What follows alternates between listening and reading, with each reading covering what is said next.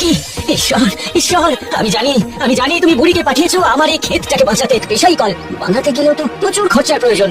তাহলে তাহলে হারু কামারের কাছে একবার গেলে কেমন হয়?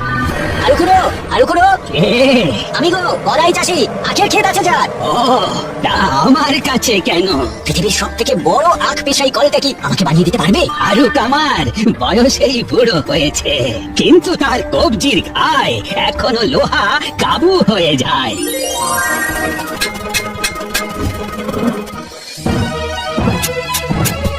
হারু কামারের তৈরি বিরাট দৈত্যটা আসছে, বিরাট দৈত্য।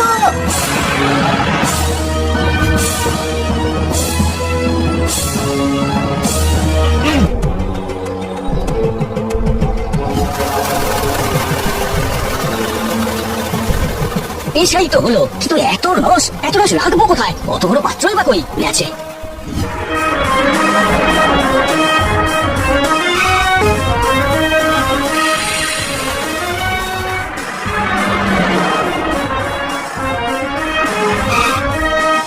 তুমি যে অসাধ্য সাধন করেছো, এই নাও।